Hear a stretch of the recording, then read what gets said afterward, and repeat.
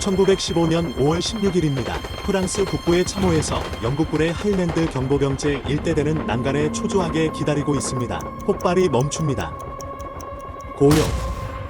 호루라기가 울립니다.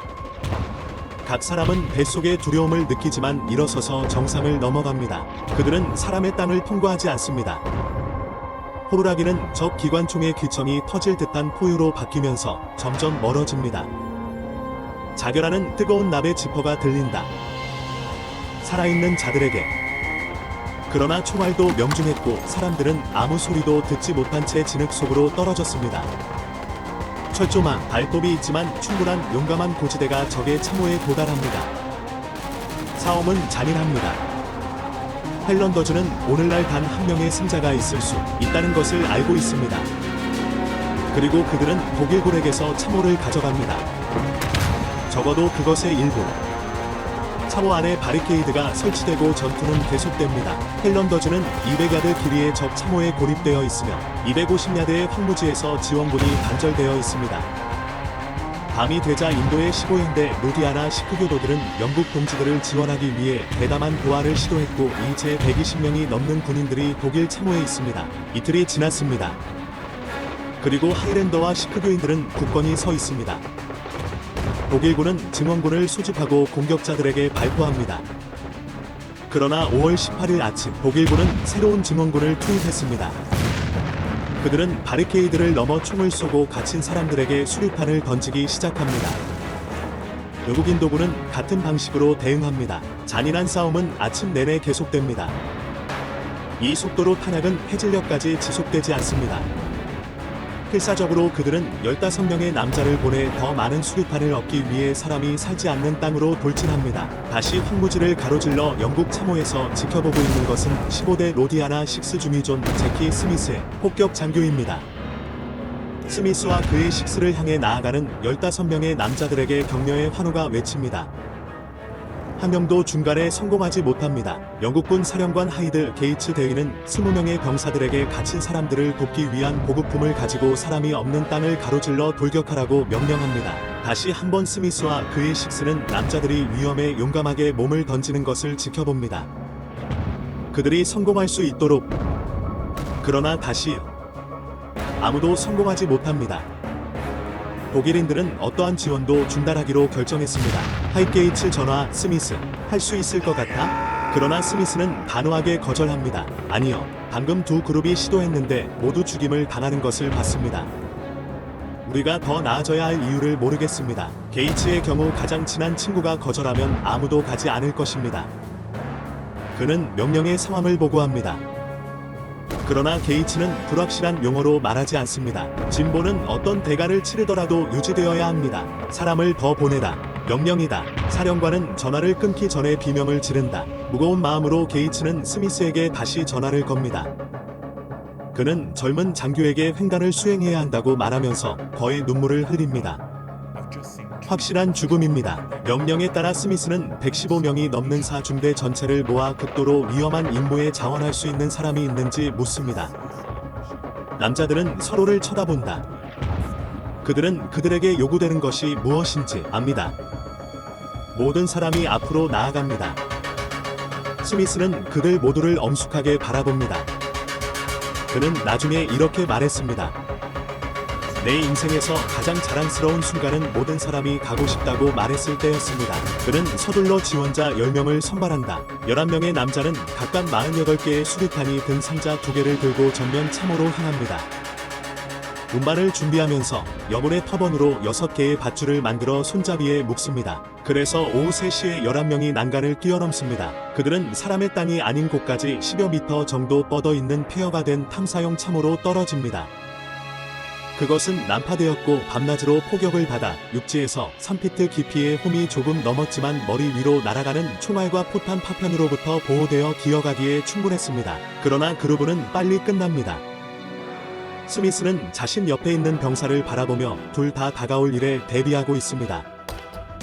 그들은 밧줄을 단단히 잡고 이동합니다. 그들은 싸움에 휘말려 분화구에 빠집니다.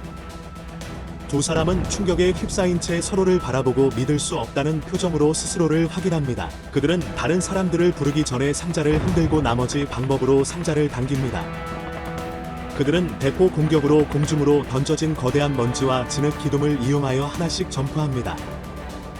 결국 11명 모두 한 사람 한 사람이 도약을 하고 모두 무사히 여기까지 도달합니다. 20야드 아래로 230야드를 더 가야 합니다. 그래서 그들은 계속해서 엄폐물에서 엄폐물로 점프합니다. 스미스는 중앙을 가로지르는 시냇물을 바라보고 있습니다. 사람의 땅이 아닙니다. 높은 제방은 그들이 도달할 수 있다면 그들의 구세주가 될 것입니다. 스미스는 뒤를 돌아보며 참을성 있게 부하들을 기다립니다. 이 세포이가 그를 향해 점프할 준비를 합니다.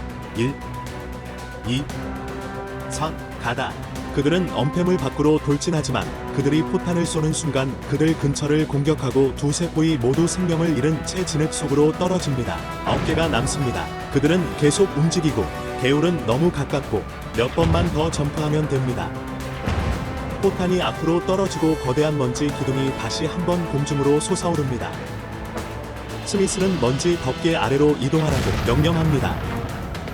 그는 다음 엄폐물로 이동하지만 흙이 예상보다 빨리 떨어져 적의 시야에 시크교도 2명이 더 노출됩니다. 그들은 넘어지고 결코 일어나지 않습니다. 7 남아 있습니다. 그들은 개울을 향해 비틀거리며 허리 깊이의 물속으로 떨어집니다.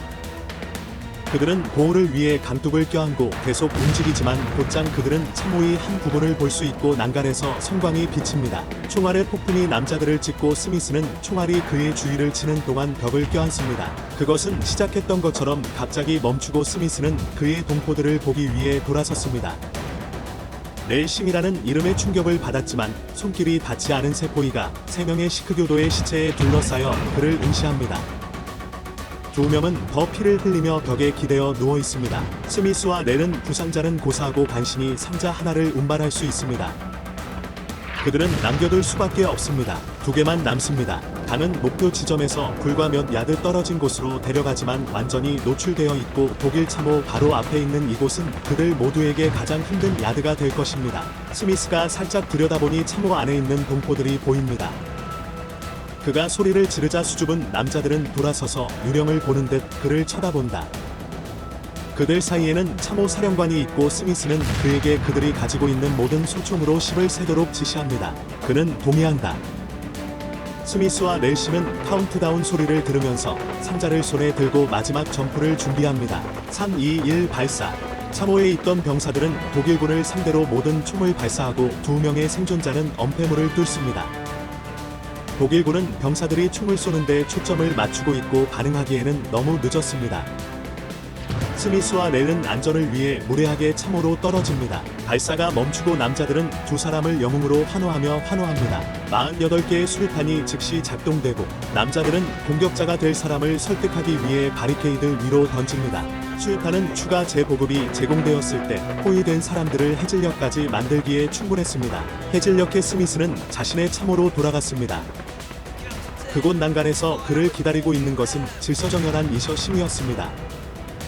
오래전에 스미스의 죽음이 보고되었음에도 불구하고 이셔는 그의 지휘관이 돌아올 것이라는 확신을 가지고 계속 앉아서 참을성 있게 기다렸습니다. 기립. 이셔는 경의를 표하고 큰 소리로 자랑스럽게 시크교도의 전쟁 외침을 불렀습니다. 존 스미스 중위는 그날 그의 행동에 대해 빅토리어 크로스를 수상했습니다. 그날에 대해 이야기하면서 그는 저를 지탱한 것은 부하들의 용기였습니다. 저는 그들에게 리더십을 부여했고 그들은 저를 지원했습니다. 그들이 받고 싶어도 감히 돌아가지 못했을 것입니다. 내 발뒤꿈치. 그는 1983년 4월 26일 89세의 나이로 런던 메릴본에 있는 자택에서 평화롭게 세상을 떠났습니다. 15번째 로디아나 6 중 10명이 이 임무에 참여했습니다. 그들 모두는 그날 그들의 행동에 대해 상을 받았습니다. 그것들은 다음과 같습니다. 랜스나영 멍걸싱 오브 퍼티알라 15th 로디아나 6 2도 공로 훈장 퍼티알라의 15위 렐싱 제15대 로디아나 6 2도 공로 훈장 퍼티알라의 15위 서처싱 15대 로디아나 6 2도 공로 훈장 작전 중 부상 페로지포어의 15위 샘퍼램싱 15th 로디아나 6 인디언 디스팅기시트 서비스 메델 부상 시알코트의 15위 서리언싱 19th 펀자비즈, 인디언 디스팅기시트 서비스 메델, 전사, 엄리트서의 15위 썬더싱, 19th 펀자비즈, 인디언 디스팅기시트 서비스 메델, 부상, 엄리트서의 15위 겐더싱, 19th 펀자비즈, 인디언 디스팅기시트 서비스 메델, 부상, 호시아어포의 15위 하어남싱, 19th 펀자비즈, 인디언 디스팅기시트 서비스 메델, 부상, 퍼티알라의 15위 파세싱, 제45대 시크교도, 이도 공로 훈장 부상, 너어의 15위 오자거싱, 제45대 시크교도, 이도 공로 훈장 부상,